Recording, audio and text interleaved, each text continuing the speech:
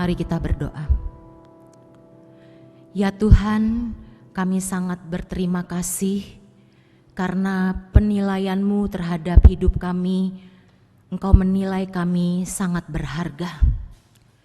Di dalam segala keterbatasan dan bahkan kegagalan kami, Tuhan senantiasa merangkul, memberikan ruang kepada kami, sehingga kesempatan demi kesempatan untuk dekat dengan Tuhan selalu Tuhan sediakan untuk kami. Berfirmanlah untuk kami semua ya Tuhan, sehingga firman Tuhan tidak hanya ditujukan kepada pendengar, tapi firman Tuhan ditujukan kepada yang memberitakan juga. Kami bersama kiranya turut mengambil bagian dari berkat-berkat yang Tuhan sediakan melalui firman-Mu, sehingga firman ini disampaikan juga dengan sikap kerendahan hati, dan bahkan kami yang mendengar, yang menerima firman juga boleh menyambut, meresponinya dengan ketaatan. Terima kasih ya Tuhan, pimpin sertai jam yang ada yang boleh kami nikmati, sehingga di dalam kami mendengar firman tidaklah sia-sia. Inilah kami ya Bapa, berfirmanlah karena kami anak-anak-Mu telah siap untuk mendengar. Terpujilah Engkau Tuhan kami, hanya di dalam dan melalui nama Tuhan Yesus kami sampaikan doa kami. Amin. Silakan duduk jemaat yang terkasih dalam Tuhan Yesus. Shalom buat kita semua. Puji Tuhan kalau pagi hari ini saudara-saudara memiliki kerinduan untuk melangkahkan kaki ke rumah Tuhan, beribadah kepada Tuhan. Sekalipun masih ada beberapa jemaat kita yang mengikuti live streaming. Mari kita mempersiapkan Alkitab yang boleh kita buka dan persiapkan untuk dibaca. Kita membukanya Injil Lukas pasal yang ke-15 ayat 11 sampai ayat 24. Lukas 15 ayat 11 sampai ayat 24. Perumpamaan anak yang hilang. Kita baca 3 ayat pertama dulu. Demikian bunyi firman Tuhan. Yesus berkata lagi, ada seorang mempunyai 2 anak laki-laki. Kata yang bungsu kepada ayahnya, Bapa, berikanlah kepadaku bagian harta milik kita yang menjadi hakku. Lalu ayahnya membagi-bagikan harta kekayaan itu di antara mereka. Beberapa hari kemudian anak bungsu itu menjual seluruh bagiannya itu, lalu pergi ke negeri yang jauh. Di sana ia memboroskan harta miliknya itu dengan hidup berfoya-foya. Saudara-saudara, Tuhan Yesus sering mengajar dengan menggunakan perumpamaan, yaitu gambaran-gambaran kehidupan di sekitar yang sangat dipahami pendengarnya sesuai dengan konteksnya. Perumpamaan selalu merujuk dan menunjuk kepada kerajaan Allah. Lukas pasal 15 memiliki keunikan tentang sikap terhadap satu kondisi kehilangan. Saudara perhatikan mulai ayat 1 hingga selesai ada 3 perumpamaan yang menarik. Hilangnya domba, hilangnya dirham, sampai hilangnya anak. Dan bahkan istimewanya saudara-saudara akan mendapatkan bagian firman Tuhan 2 minggu berturut-turut.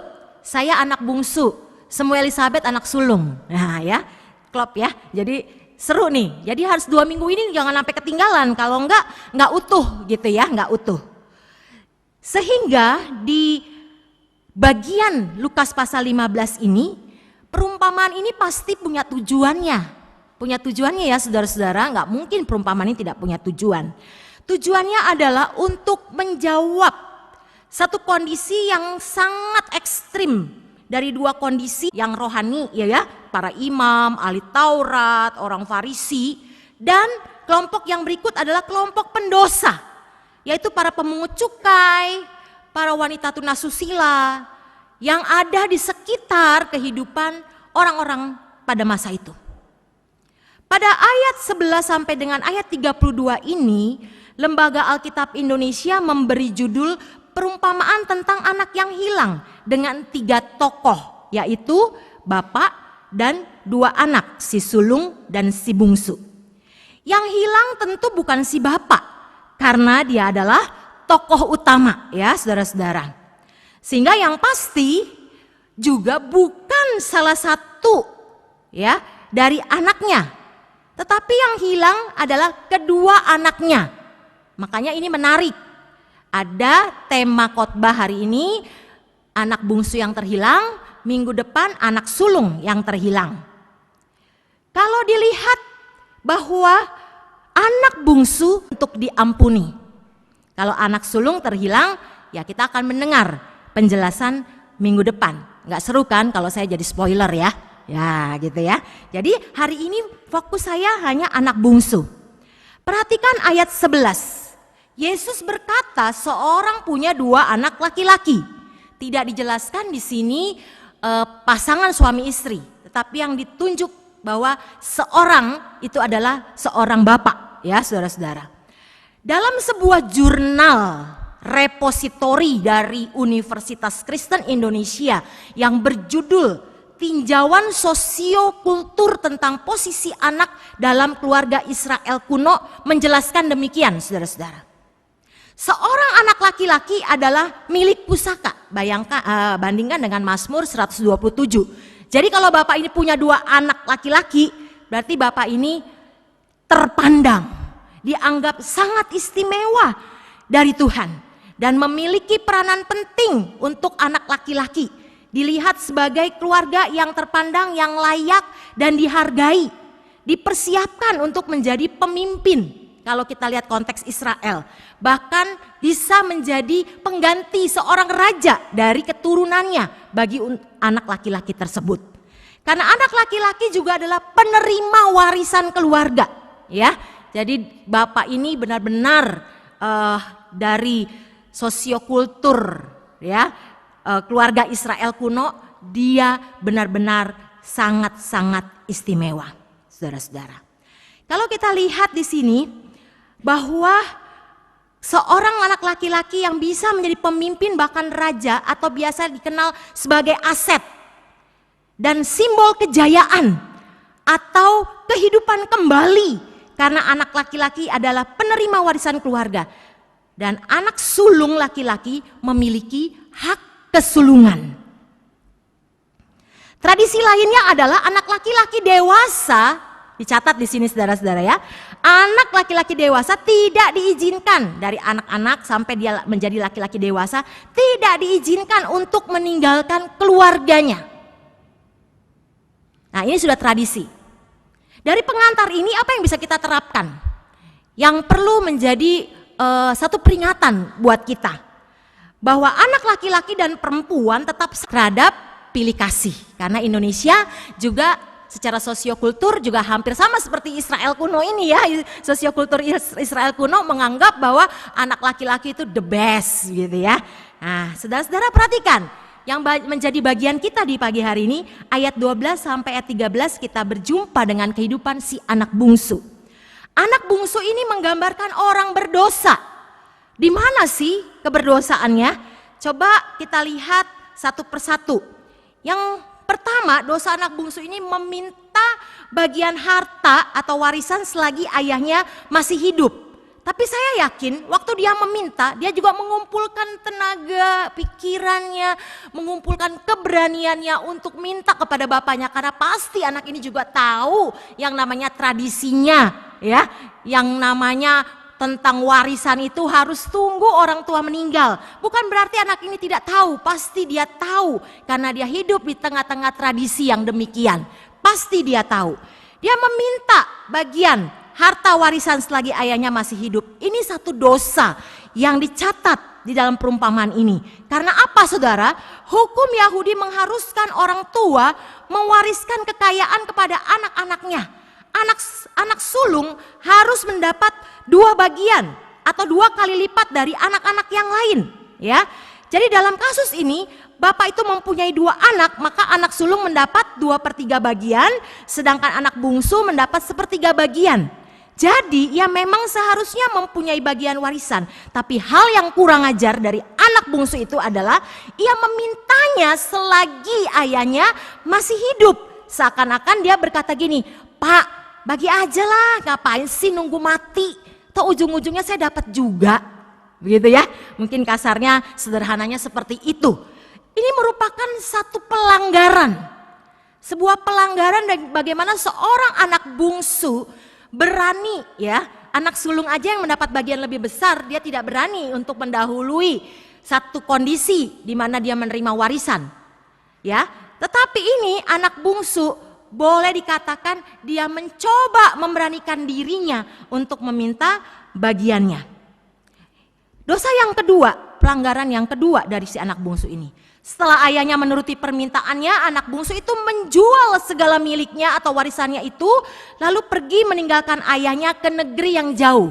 Saudara-saudara, di sini perhatikan baik-baik dari kisah ini ayat 1-3 terlihat jelas bahwa ayahnya pada akhirnya menyerahkannya dan semuanya dibagikan. Si anak sulung juga bagiannya langsung dibagikan, si anak bungsu juga dibagikan. Tetapi manisnya ya, anak sulung mungkin tetap di rumah, nggak jual warisannya. Anak bungsu ini malah menjualnya, saudara-saudara. Nah, perhatikan baik-baik ya. Dia pergi berfoya-foya, dia pergi ke negeri yang jauh. Dia tidak hanya pergi untuk melihat masa depan, menata dengan baik, tetapi dia berfoya-foya. Berfoya-foya di sini dia terjebak dengan hedonisme. Seperti seorang yang krisis identitas diri, krisis pengakuan juga masuk dalam kategori flexing ya, pamer. Saudara, sekarang kan lagi viral ya istilah flexing. Nah, berfoya-foya itu juga menunjukkan sikap flexing yang suka pamer. Walaupun kalau kita lihat permasalahan di sini, dia tidak merampok si bungsu ini. Dia juga tidak menyakiti atau membunuh bapaknya. Ia hanya menjauhinya dan tidak mempedulikannya. Sebetulnya dari semula inilah tujuannya. Inti dari keinginannya adalah kebebasan tanpa syarat. Semua senang ya kalau memiliki kebebasan tanpa syarat, pasti senang. Begitu ya. Orang yang di penjara aja kalau sudah waktunya keluar bebas tanpa syarat, gitu ya, pasti dia merasa wah lega begitu. Nah, anak si bungsu ini memang benar-benar dia menginginkan kebebasan. Rasanya yang mungkin dia sudah sumpek kalau hidup dengan bapaknya di dalam rumahnya itu banyak sekali peraturan. Ya, tadi sudah disinggung sama Semu, hukum yang dari Tuhan seringkali kita senang langgar ya. Kalau hukum itu nggak disukai, segala hukum-hukum yang berlaku, peraturan-peraturan, titah, ketetapan itu nggak berlaku buat orang yang hidupnya kepengin bebas, nggak mau diatur. Dan terlebih kesalahan dari si bungsu ini, dia mencari kesenangan hidup yang sesuka hatinya. Juga yang paling mendasar ketika dia berada dalam satu konteks keluarga dengan tradisi yang memiliki budaya ya. Dia melanggar aturan budaya yang tidak mengizinkan menjual warisan sebelum bapaknya meninggal. Saudara-saudara, dia melanggar tradisi itu ada 2. Yang pertama, dia minta warisan sebelum bapaknya meninggal. Lalu yang kedua, dia tradisinya adalah warisan sebelum bapak meninggal nggak boleh dijual. Ya, saudara, ya mungkin ini juga ada sedikit kesamaan mungkin dengan hukum Indonesia atau hukum di negara lain begitu ya. Dari bagian ini, dari 3 ayat pertama, kita melihat apa yang bisa kita terapkan di dalam hidup kita. Kita mungkin juga dihimbau, diperingatkan dengan keras, jangan berzina. Kita juga mungkin seringkali diperingatkan, jangan mencari pasangan yang tidak seiman. Buat anak remaja, buat anak pemuda juga, yang sekolah khususnya juga, jangan nyontek. Hal ini sudah menjadi potensi kedagingan kita, sama seperti si bungsu. Dia nggak mau diatur di dalam konteks budaya, apalagi dia mau dengan jalan dan cara hidupnya sendiri, kesenangan hidupnya sendiri, dengan standar hidup yang dia tetapkan sendiri. Lalu yang kedua, yang perlu kita perhatikan, yang perlu kita waspadai dari ayat 1 hingga ayat yang ketiga ini, bahwa si bungsu berada secara sadar di sekeliling orang-orang yang toksik. Gak mungkin dia hidup berfoya-foya kalau dia tidak hidup dipengaruhi orang-orang di sekitar, apalagi terlihat mungkin dia masih memiliki krisis identitas diri, begitu ya, terlihat masih polos, begitu ya, lugu, begitu. Ketika dia salah memilih sebuah lingkungan, dia berjumpalah dengan orang-orang yang toksik ini. Dia masuk di dalam kehidupan yang sama dengan orang-orang yang mempengaruhinya menjadi pribadi yang jahat. Saudara-saudara, maka jangan sampai kita salah memilih, menentukan di mana kita ada. Ya, orang yang toksik, komunitas yang toksik. Si bungsu gagal menggarami, malah dia digarami. Bagaimana dengan hidup kita, saudara? Apakah kita sudah menggarami atau justru kita mudah digarami? Lalu bagaimana dengan komunitas gereja kita? Apakah komunitas gereja kita sudah terdiri dari orang-orang yang bukan toksik? Apakah gereja kita sudah menjadi komunitas yang sehat, yang memberikan dampak dan pengaruh yang baik? Sudahkah kita menjadi komunitas yang menghidupi Injil dan memproklamasikan Injil? Sehingga kita saling bantu, saling tolong-menolong untuk boleh menjaga diri kita, saling menggarami satu dengan yang lain. Ayat 14 sampai 16, mari kita baca. Setelah dihabiskannya semuanya, timbullah bencana kelaparan di dalam negeri itu, dan ia pun mulai melarat. Lalu ia pergi dan bekerja pada seorang majikan di negeri itu. Orang itu menyuruhnya ke ladang untuk menjaga babinya. Lalu ia ingin mengisi perutnya dengan ampas yang menjadi makanan babi itu, tetapi tidak seorang pun yang memberikan kepadanya. Ayat 14 sampai 16 kita melihat akibat dari dosa anak bungsu ini. Saudara, semua ada konsekuensi ya. Ketika dia sudah melanggar aturan, tatanan, ketetapan yang berlaku, maka dia harus terima konsekuensi. Apakah dia juga pribadi yang sudah siap menanggung resiko? Yang pertama, dia menjadi melarat alias miskin, karena kesalahannya sendiri. Yang kedua, dia terpaksa menjaga babi. Dia terpaksa menjadi penjaga babi. Perlu diingat bahwa babi konteks Yahudi itu binatang haram, sehingga ini jelas adalah pekerjaan yang hina buat si bungsu. Ya, saudara-saudara, itu konsekuensi. Bagaimana akibat dari dosa? Dia melewati masa-masa sulit. Yang ketiga, pada waktu ia lapar dan ingin mengisi perutnya dengan makanan babi, tidak seorang pun memberikan kepadanya.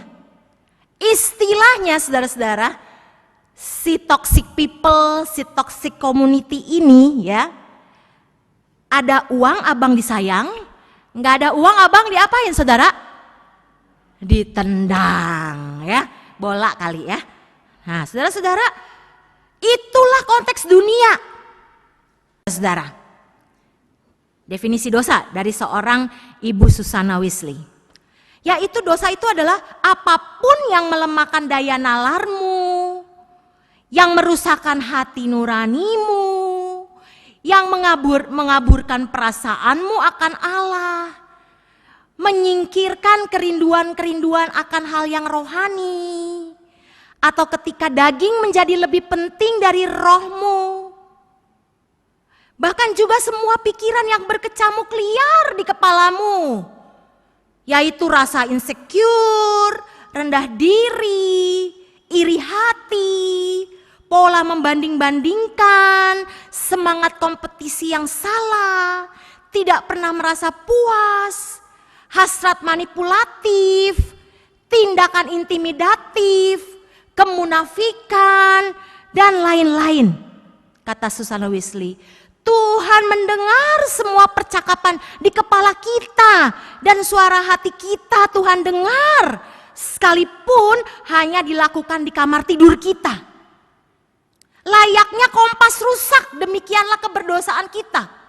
Keberdosaan bukanlah semata tentang perbuatan kita yang kita lakukan, melainkan dosa adalah persoalan arah. Ketika saudara tidak mau berbalik dari hal-hal yang hanya memuliakan diri sendiri, dan saudara tidak mau berbalik kepada satu kepentingan Tuhan dan tujuan Tuhan, maka kita sudah rusak. Dan itulah dosa. Berbicara masalah arah. Diri kita menjadi tidak sefrekuensi dengan Allah, tetapi terarah kepada diri sendiri. Kita sering sebut ya, aduh gak enak loh main sama dia, gak sefrekuensi. Kita cari yang sefrekuensi aja lah, gitu ya. Saudara-saudara emangnya bisa custom teman yang sefrekuensi sama teman yang gak sefrekuensi? Saudara bisa custom gak sama Tuhan? Minta teman sekerja yang sefrekuensi? Gak bisa. Ya kan? Sehebat-hebatnya kita punya seleksi, kita punya tes untuk terima pegawai, tetap kita sering diperhadapkan orang yang tidak sefrekuensi. Nah, dosa kita menganggap diri kita tidak sefrekuensi dengan Tuhan. Saudara-saudara, ini sangat-sangat penting dan sangat urgent untuk kita pahami dan waspadai. Saudara-saudara, bahkan kita sering, ya saudara-saudara, setiap kita mencoba untuk mencari jalan menyelamatkan diri sendiri, tidak bisa, saudara. Hanya anugerahnya yang memampukan kita melepaskan belenggu dosa. Mari kita perhatikan ayat 17 sampai 21. Lalu ia menyadari keadaannya, katanya, betapa banyaknya orang upahan Bapakku yang berlimpah-limpah makanannya, tetapi aku di sini mati kelaparan. Aku akan bangkit dan pergi kepada Bapakku dan berkata kepadanya, Bapa, aku telah berdosa terhadap sorga dan terhadap Bapa. Aku tidak layak lagi disebutkan anak Bapa. Jadikanlah aku sebagai salah seorang upahan Bapa. Maka bangkitlah ia dan pergi kepada bapaknya. Ketika ia masih jauh, ayahnya telah melihatnya. Lalu tergeraklah hatinya oleh belas kasihan. Ayahnya itu berlari mendapatkan dia, lalu merangkul dan mencium dia. Lalu kata anak itu kepadanya, Bapa, aku telah berdosa terhadap sorga dan terhadap Bapa. Aku tidak layak lagi disebutkan anak Bapa. Mari kita lihat ketika dia sudah menerima konsekuensi akibat dari dosa. Maka yang menariknya, si bungsu tetap memberi ruang terhadap karya Roh Kudus yang bekerja begitu dahsyat melampaui akal pikiran manusia. Dia merenung dan menyadari keadaannya. Satu sikap pertobatan, step yang jelas bahwa dia merenung, dia menyadari. Pernahkah kita menarik diri, silent sejenak, lalu merenung, menyadari apa sih yang sudah terjadi dalam hidup saya? Memang pertemuan si bungsu ini dengan Tuhan ketika dia merenungkan dan menyadarinya, mungkin dalam kondisi yang titik terendah, titik terlemah, titik tidak berdaya, tapi justru dia punya waktu merenung, menyadarinya. Bagaimana dengan kita? Apakah kita hanya panik, gasak gerusuk, terus tidak mau merenung, tidak boleh dan tidak memberi ruang di dalam diri kita untuk merenung dan menyadari keadaan kita? Dan dikatakan di sini step pertobatannya merenung, menyadari keadaannya, sadar akan dosanya. Jadi bukan melamun ya saudara-saudara. Kalau saudara mungkin sering kali potensi kita ya hanya ngelamun aja dah. Ya. Tetapi di sini satu tindakan aktif di dalam dia merenung, menyadari, kemudian sadar. Saudara, ini harus digunakan ya, kita orang yang waras begitu ya. Mungkin orang-orang di rumah sakit jiwa pun Tidak ada yang mustahil untuk karya Roh Kudus bekerja atas hidup mereka ketika mereka tahu diri mereka orang berdosa. Apalagi kita, orang yang waras. Saudara-saudara, pertobatan seringkali diukur dari perubahan aktivitas. Si bungsu merenung, menyadari, sadar akan dosanya, mengambil keputusan, lalu dia melakukan keputusannya, komitmennya, dan kembali kepada bapaknya. Dia berkata, aku berdosa terhadap surga dan terhadap Bapa. 2 kali diulang. Pertobatan janganlah diukur dari perubahan aktivitas semata, saudara. Dari yang enggak ke gereja jadi rajin gereja, dari yang enggak pelayanan jadi melayani. Sebenarnya masalah utama dari sebuah pertobatan adalah lahir dari kerapuhan hati, kerapuhan diri dan kedosaan kita. Yang paling pokok adalah desire. Memiliki perasaan gengsi untuk dinilai oleh orang lain. Ngapain pulang? Dia pasti berkecamuk di dalam pikirannya. Bahkan dia takut dinilai orang-orang menjadi orang yang gagal, mudah menyerah.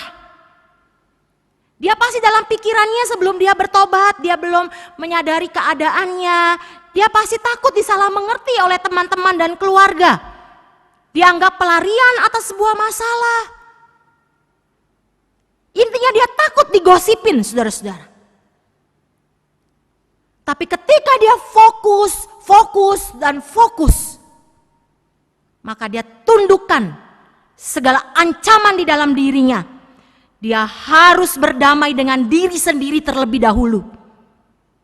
Mengalahkan perasaan-perasaan yang membuat dia tidak bisa bangkit. Saudara, bukankah kita juga demikian? Untuk kita bertobat? Gengsi, malu. Takut dibilang oleh komunitas sok suci lu. Takut digosipin. Karena dia udah sengsara tuh. Pasti tuh juga dia sudah hubungan seks di luar nikah waktu dia berfoya-foya. Dia takut orang lain tidak bisa menerimanya, keluarganya, apalagi bayangan bapaknya. Aduh, pasti dia akan ditolak, dimarahin. Dia fokus. Dan dia akhirnya berdamai dengan dirinya sendiri. Dan juga dia berdamai dengan orang lain yang ada di sekitarnya. Dia bisa berani tampil untuk bergerak, bertindak, aktif, dinamis. Untuk menuju rumah Bapaknya. Saudara-saudara, titik terendah dan terlemah menjadi awal perjumpaan dengan Tuhan. Berbeda dengan dunia yang terus menghakimi. Tetapi potensi komunitas anak Tuhan, kalau kita tidak menjaga diri kita, maka kita juga punya potensi yang sama seperti dunia, yang terus menghakimi tanpa memberi ruang seseorang untuk menunjukkan satu kehidupan perubahan, pertobatan. Saudara-saudara, Roh Kudus punya power untuk menggelisahkan seseorang, untuk menginsafkan dosa. Dia punya power. Sehingga kita gak usah buang energi menghakimi orang lain yang sedang terpuruk, yang sedang jatuh dalam dosa. Kita gak usah buang-buang energi, saudara. Ada Roh Kudus yang punya power untuk menyadarkan seseorang kepada dosanya. Justru komunitas gereja, komunitas anak Tuhan harusnya ikut mendoakan pertobatan seseorang di dalam kasih. Jadi ingat ya, kalau lagi mau menghakimi, saya selalu diajarin tuh, ingat Roh Kudus yang sama ada di dalam dia, sama Roh Kudus saya juga ada di dalam saya, gitu ya, saudara. Sehingga meminimalis tuh ya, memagari kita untuk kita tidak menghakimi. Contoh di dalam Alkitab banyak yang ngaku dosa tapi gak bertobat. Siapa tuh? Firaun, udah pasti. Dia memang selalu mengaku dosa tapi tidak, itu hanya disebabkan karena dia takut hukuman. Begitu hukumannya hilang, ya dia kembali kepada dosanya. Nah itu banyak kan tipe seperti itu ya. Saul, ia mengaku dosa tapi sampai dia minta ampun tapi hanya karena alasan egois. Karena ia tidak ingin kehilangan mahkotanya. Pintar bersandiwara. Yudas, dia mengaku dosa tapi dia tidak bertobat. Kalau saudara meniru orang-orang ini, saudara tidak tetap mengalami satu kebinasaan sekalipun saudara mengaku dosa. Tetapi anak bungsu itu betul-betul sadar akan dosanya, menyesali dengan sungguh-sungguh kembali kepada bapaknya dan mengakui dosanya. Orang semacam ini tidak mungkin ditolak oleh Allah. Mazmur 51 ayat 9, korban sembelihan kepada Allah ialah jiwa yang hancur, hati yang patah dan remuk tidak akan kau pandang hina, ya Allah. Apa tindakan dan respon bapaknya? Ayat 20 sampai ayat 24. Saudara bisa baca di situ, perhatikan baik-baik, saya sambil menjelaskan. Si bapak ini menanti-nantikan. Dari ayat 20 dia mengatakan ketika ia masih jauh, ayahnya telah melihatnya. Ayahnya itu berlari mendapatkan dia. Kita sering mendengar dan mendapatkan ada orang tua yang karena anaknya kurang ajar meninggalkan orang tua, lalu orang tua ini menulis bahwa mulai hari itu aku tidak bertanggung jawab lagi atas perbuatan anak itu. Tidak sedikit orang tua yang demikian. Tetapi Bapa dalam perumpamaan ini tidaklah demikian. Bahkan mungkin sekali sejak kepergian anak bungsunya itu, Bapa ini pasti sering melihat ke arah jalanan. Moga-moga dia kembali, berharap. Dia melihat ada titik terang anak ini pulang. Karena pada waktu anak bungsu itu masih jauh, bapak itu telah melihatnya dan lalu lari mendekati serta memeluknya. Saudara-saudara, di sini kisah yang sangat menyentuh emosional kita sebagai orang tua. Jujur di dalam hati kita. Pasti ketika anak kita pun kembali dalam keadaan yang tidak sesuai dengan ekspektasi kita, tidak sesuai dengan harapan kita. Bahkan ada budaya bilang, jangan berani kamu pulang dari perantauan kalau kamu belum berhasil. Orang tua kamu pasti marah. Saudara, ini sangat menyentuh perasaan emosional kita sebagai orang tua. Kita pasti sama seperti seorang bapak dalam perumpamaan ini, harap cemas. Bahkan ketika berjumpa dia memeluknya dengan penuh kehangatan. Saudara-saudara, celakalah kita jika kita tidak melihat kasih karunia itu sebagai sesuatu yang mahal harganya. Bapak ini tergerak oleh belas kasihan. Yang melihat keadaan anaknya mungkin sudah kurus, kotor, compang-camping, hatinya tergerak oleh belas kasihan. Puji Tuhan bahwa Allah itu mempunyai belas kasihan kepada manusia berdosa seperti kita. Ini menyebabkan ia memberikan kasih karunia-Nya, yaitu hal baik yang sama sekali tidak layak kita dapatkan kepada kita yang berdosa ini. Andai kata Allah selalu menemui orang berdosa dengan keadilan, celakalah kita. Tapi dia tidak demikian. Karena itu janganlah takut untuk bertobat dan datang kembali kepada dia. Ayahnya memberi jubah terbaik, cincin, sepatu, sembeli anak lembu tambun. Ini adalah simbol kehormatan, simbol otoritas dan makna ikatan perjanjian. Dan yang menariknya, bapaknya itu bersukacita, bersukaria untuk menyediakan di meja makan hidangan yang terbaik untuk anaknya ketika anaknya pulang. Saya yakin semua ibu ketika anaknya merantau, ketika anaknya pergi entah kapan pulang, dan ketika dia melihat pasti dia mau menyediakan makanan yang terbaik. Saya tertarik dengan postingan teman saya yang dia merepost sebuah akun Instagram yang memberi judul Spiritualitas Meja Makan. Saudara perhatikan, Tuhan Yesus juga punya kebiasaan seperti itu. Dia ajak Lewi, pemungut cukai, juga Sakeus ada di meja makan. Kebiasaan dengan murid-muridnya ada di meja makan, saudara. Revival, kebangunan rohani tidak selalu dimulai dari dahsyatnya pelayanan mimbar, namun bisa jadi dimulai dari hangatnya persahabatan di meja makan yang bisa menghasilkan hubungan yang powerful dengan orang-orang yang dilayani, bahkan berkesinambungan, bukan bermental instan sekedar hit and run. Gak nyangka ya Tuhan punya pakai cara seperti itu. Max Lucado, saya baru beli bukunya, berjudul Help is Here. Menuliskan, Allah tidak ingin sekumpulan anak yang stres berat, letih lesu, sangat kelelahan, dan gagal tak berguna untuk menjadi wakilnya di dunia. Allah ingin kita menjadi lebih segar dari hari ke hari, dari waktu ke waktu. Karena Allah selalu membuka diri dengan orang berdosa untuk semeja dengannya. Luar biasa, saudara. Pribadi Bapa yang adalah gambaran dari Allah itu sendiri. Hingga ayat yang ke-24. Bapa tidak mengingat dosa dari anak bungsu ini. Dia tidak menyinggung tentang dosanya. Disinilah terletak keindahan kasih Bapa. Kalau kita manusia mengampuni seseorang, kita masih ingat kesalahannya. Tapi Bapa kita mengampuni tanpa mengingat kesalahan. Yesaya 43 ayat 25. Akulah dia yang menghapus dosa pemberontakanmu, oleh karena aku sendiri, aku tidak mengingat-ingat dosamu. Bapa ini juga pribadi atau figur Allah, menerima anak bungsu itu sebagai anak.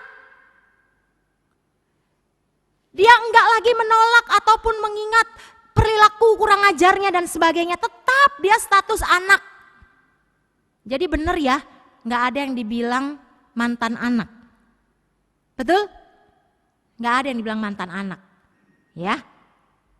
Kalau dunia perceraian ada mantan suami, mantan istri, tapi mantan anak enggak ada. Kalau saudara adalah orang berdosa yang belum pernah datang kepada Kristus, pagi ini datanglah sekarang juga kepada Bapa melalui Yesus Kristus yang adalah satu-satunya penebus, juru selamat, pengantara antara Allah dan manusia. Dia pasti menerima saudara dan saya. Dan gambaran ini, Bapa yang ada dalam perumpamaan ini adalah pribadi yang mau mencari, menyelamatkan yang hilang dengan kasih tak bersyarat. Anakku telah mati menjadi hidup kembali, telah hilang dan didapat kembali. Sebab anak manusia datang untuk mencari dan menyelamatkan yang hilang. Luar biasa ya saudara. Ketika kita terhilang, kita punya Bapa yang mau mencari dan menyelamatkan saudara dan saya. Apa hubungannya dengan tahun penginjilan bagi GKY Balikpapan? Saya akan akhiri dengan 3 poin. Yang pertama, belajar untuk mengasihi, memulai mengasihi dan menerima setiap orang apa adanya sebagai orang yang Tuhan percayakan kepada kita. Ingat ya tadi ya, kita gak bisa custom siapa yang ada di sekitar kita, sefrekuensi kah, gak sefrekuensi. Kita gak pernah tahu, tapi belajarlah memulai untuk mengasihi, menerima setiap orang apa adanya. Bukan ada apanya. Tidak selalu Tuhan menempatkan orang yang sesuai dengan keinginan kita, cocok gak cocok. Tapi yakinlah itu selalu cocok dalam rencana Tuhan. Terlebih kepada jiwa-jiwa yang baru yang Tuhan selamatkan. Gereja menjadi home sweet home bagi orang-orang yang ada di dalamnya. Yesus datang untuk melayani orang berdosa. Jadi ini satu statement yang menarik. Yesus melayani orang berdosa. Jadi kalau kita ngomong, kita nggak boleh kita dengan gampangnya kita melayani Tuhan. Tuhan nggak perlu dilayani, orang dia datang untuk melayani kok, bukan untuk dilayani. Jadi kita justru harus melayani Yudas. Melayani orang-orang yang jalannya sesat, ya. Dan hubungannya apa yang kedua untuk kita terapkan dengan tahun penginjilan? Mimbar ini harus menyampaikan khotbah-khotbah yang kristosentris dan gospel centered. Karya-karya hebat yang telah kita kerjakan. Tapi mimbar ini adalah berisi khotbah-khotbah yang kristosentris dan gospel center. Itu perlu menjadi satu catatan penting buat kita sebagai gereja yang mengumandangkan tahun penginjilan. Yang ketiga, amanat agung diberikan oleh seorang guru yang sangat mengasihi, bahkan rela mati dan bangkit yang menyertai kita. Maka satu-satunya respon yang rasional adalah taat, bukan cuek. Maukah kita taat dan kerjakan bagian kita? Maukah kita taat, kerjakan bagian kita? Respon kita taat, bukan cuek. Mari kita berdoa. Terima kasih Tuhan, kebenaran firman-Mu mengarahkan kami, kebenaran firman-Mu membuat kami semakin merasakan bahwa kasih Bapa itu luar biasa untuk kami. Inilah kami ya Tuhan, terimalah kami apa adanya kami. Hanya di dalam dan melalui nama Tuhan Yesus kami berdoa. Amin.